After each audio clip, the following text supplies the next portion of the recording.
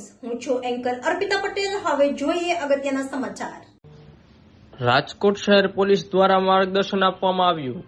ગુજરાત રાજ્યના એનડીપીએસ આરોપી mentor programme અંતર્ગત સિટી પોલીસ દ્વારા રાજકોટ પોલીસ કમિશનર રાજુ ભાર્ગવની ઉપસ્થિતિમાં પોલીસ હેડક્વાર્ટર તાલીમ ભવન ખાતે ડ્રગ્સનું સેવન કરતા અને તેનું વેચાણ કરતા આસામીઓ પકડાયેલ હોય તેમને માર્ગદર્શન આપવા માટે શહેર પોલીસ દ્વારા એક કાર્યક્રમ યોજવામાં આવ્યો હતો, જેમાં એનડીપીએસ આરોપી એટલે કે ડ્રગ્સ કે નશાકારક પદાર્થનું સેવન કરતા હોય કે વેચાણ કરતા હોય તેવા આરોપીઓની સજા પૂર્ણ થઈ ગઈ હોય તેવા લોકોને માર્ગદર્શન આપવામાં આવ્યું હતું। બ્યુરો રિપોર્ટ શ્યામ વિરડિયા, મુંબઈ તરંગ ન્યૂઝ, રાજકોટ। આજરોજ સમગ્ર ગુજરાતમાં ગુજરાત પોલીસના માન્ય ડીજીપીની પહેલના અનુરૂપે દરેક શહેર જિલ્લાઓમાં એનડીપીએસના જે અગાઉ પકડાયેલા આરોપીઓને આજે આ મેન્ટરશિપ પ્રોગ્રામના તહેત ત્યાં એકત્રિત કરવામાં આવેલું। રાજકોટ શહેરના લગભગ 133 જેટલા જે અગાઉ એનડીપીએસના કેસોમાં પકડાયેલા આરોપીઓ હતા, આજે यहाँ હેડક્વાર્ટર ખાતે બધાને બોલાવવામાં આવેલું। અમુક જે અગાઉ પકડાયેલા આરોપીઓ હતા એમાંથી અમુક લોકો ગુજરી ગયા, તો રાજકોટ શહેરમાં અત્યાર સુધી 157માંથી 133 લોકો આજે यहाँ હાજર રહ્યા। આ લોકોને કાઉન્સેલિંગ કરવામાં આવી, ખાસ કરીને ડ્રગ્સના સેવન બાબતે, ડ્રગ્સના વેચાણના સંબંધે પ્રોફેસર મીનુ જસદનવાલા દ્વારા પણ એ લોકોને કાઉન્સેલિંગ કરવામાં આવી। આ લોકોની તમામ માહિતીને અપડેટ કરવાનું પ્રોસેસ પણ આજ यहाँ કરવામાં આવેલું અને સાથે સાથે જે મેન્ટરશિપ પ્રોગ્રામ હતા એને અંદર રાજકોટ શહેરના વિભિન્ન પોલીસ સ્ટેશનના અધિકારીઓ તથા કોન્સ્ટેબલો દ્વારા એ લોકોની ઓળખાણ કરાવી હવે એ લોકોને જિમ્મેદારી સોંપવામાં આવી છે કે આ લોકોને ઉપર સતત વોચ રાખે અને તમામ લોકો ફરીથી આ પ્રવૃત્તિ સાથે ના જોડાઈ જાય અને ફરીથી આ પ્રવૃત્તિમાં ના પરત જતા રહે એના માટે એના ઉપર દેખરેખ કરવી। એક સંદેશ આ મારફતે મોકલીએ છીએ કે રાજકોટ શહેર તથા ગુજરાત શહેરને આપણે નશામુક્ત કરવાની મુહિમ જે શરૂ કરી છે એ મુહિમના એ ભાગ છે અને તમામને એ સૂચના આપવામાં આવી છે કે નશામુક્ત ગુજરાતને સફળ બનાવવા માટે આ લોકો ફરીથી એમાં જોડાય અને કોઈ પણ સંજોગમાં ફરી આ લોકો ડ્રગ્સના વેચાણ કે સેવન તરફ ના જાય એના માટે આજે આ લોકોને કાઉન્સેલિંગ કરવામાં આવી હતી। અગાઉ ગુજરાત રાજ્યમાં જે મિલકત સંબંધી તથા શરીર સંબંધી જે આરોપીઓ હતા એના માટે મેન્ટરશિપ પ્રોગ્રામ ચાલુ કરવામાં આવ્યું હતું। એનડીપીએસના આરોપીઓના વિરુદ્ધમાં પહેલી વખતે આ કાર્યવાહી થઈ છે।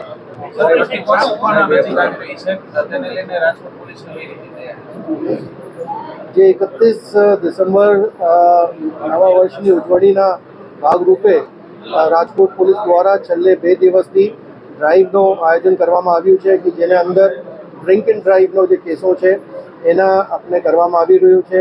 સાંજના સમયે મોડી રાત્રે સુધી પોલીસ આ બધી ડ્રાઈવોનું આયોજન કરી જે લિસ્ટેડ બુટલેગર્સ છે અગાઉ જે દારૂના ધંધા સાથે સંકળાયેલા હતા એના ઉપર પોલીસ વોચ રાખી રેડો કરી છે। એમાં ઘણી બધી સફળતા છેલ્લે 2 દિવસથી રાજકોટ શહેર પોલીસને મળી છે અને એ 31 તારીખ સુધી આ બધા આયોજન રાજકોટ શહેર પોલીસ દ્વારા કરવામાં આવશે અને 31મી રાતે જે જગ્યાઓ પર બધી પાર્ટીઓ થઈ છે એના ઉપર પણ પોલીસ વોચ રહેવાના છે અને કોઈ પણ રાતના સમયે આ ડ્રિંક એન્ડ ડ્રાઈવ ના કરે એના માટે પોલીસની કાર્યવાહી ચાલુ રહેશે।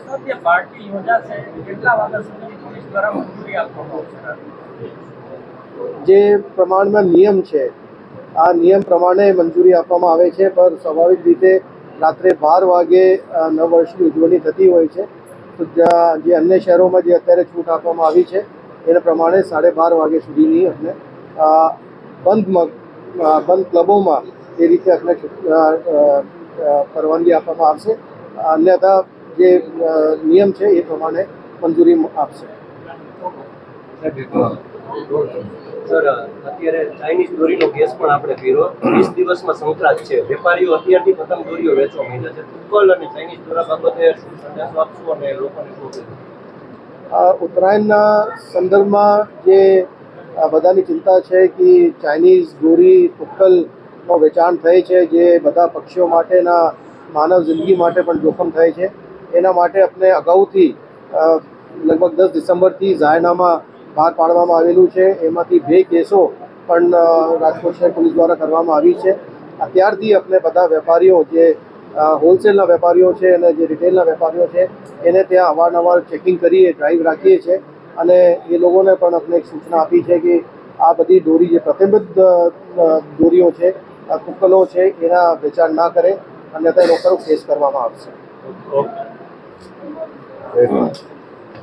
ઓકે રોલ શું નામ તમારું? કિશન વાઘેલા.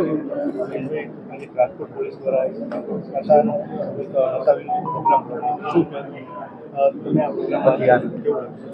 રાજકોટ પોલીસ કમિશનર સાહેબ દ્વારા અહીંયા હાજરી આપીને નશા મુક્તિ માટે સારો એવો માર્ગદર્શન કાર્યક્રમ કરવામાં આવેલો હતો. રાજકોટના અલગ અલગ જગ્યાએથી નશા મુક્તિવાળા કે ગેરકાયદેસર પ્રવૃત્તિએ જોડાયેલા લોકોને ભેગા કરીને એમના માટે એક મેન્ટર તરીકેનો પ્રોગ્રામ યોજવામાં આવેલો હતો. એને અંતર્ગત અહીંના લોકોને સારું એવું માર્ગદર્શન આપીને આવનારા ટાઈમ માટે સારું એવું માર્ગદર્શન આપી એમને અલગ પ્રવૃત્તિથી દૂર કરીને સારું ભવિષ્ય આપવા માટેનું કામ કરવામાં આવેલું છે રાજકોટ ગુજરાત પોલીસ એસોસિએશન દ્વારા. તમે શેનો નશો કરતા હતા? કેટલા સમય પહેલા? એકવાર બનેલી ઘટના હતી જે સમય જ્યારે 3-3 વર્ષ પહેલાં જ્યારે સ્ટુડન્ટ કોલેજમાં મળતા એ ટાઈમમાં થયેલી વાત. કઈ પ્રકારનો તમે નશો કરતા હતા? ડ્રગ્સ, ગાંજા. હવે આ કાર્યક્રમમાં હાજરી બાદ તમે અન્ય લોકોને પ્રેરિત કરવા માટે આ સીપી સાહેબ દ્વારા આ પ્રોગ્રામ યોજવામાં આવ્યો હતો મેન્ટરશીપ દ્વારા. જે લોકો ભૂલથી અથવા તો કોઈના કહેવાથી સંગવાયેલા હોય છે તે લોકોને અલગ રીતે માર્ગદર્શન આપીને તેમાંથી દૂર કરવા માટે આગ્રહ કરવામાં આવેલો. સલમા બસીર જેસાણી, રાજકોટ. સંભાબેન, રાજકોટ પોલીસ દ્વારા નશા મુક્તિનો અભિયાનનો કાર્યક્રમ શું કહેશો? તમે હાજરી આપી, તમે કયા ધંધા સાથે સંકળાયેલા? આપણે પાવડરમાં મારી બેનપડી પકડાઈ ગઈ હતી, એમાં મારું નામ દઈ દીધું હતું એટલે હું સામેથી રજૂ થઈ ગઈ હતી એસઓજીમાં. સામે ત્યાં જામનગર રોડ ઉપર રજૂ થઈ ગઈ. મેં કીધું મારું નથી, એટલે મારા મોબાઈલમાં નંબર નીકળ્યા ને મને લઈ ગયા હતા. કેટલા વર્ષ પહેલાની ઘટના છે? 3 વર્ષ થયા. 3 વર્ષ પછી મારી માથે કોઈ કેસ નથી થયો, મારામારીનો નહીં, કાંઈ નહીં. 3 વર્ષ ત્યાં છૂટી ગઈ, 4 મહિના જેલમાં રહી હતી.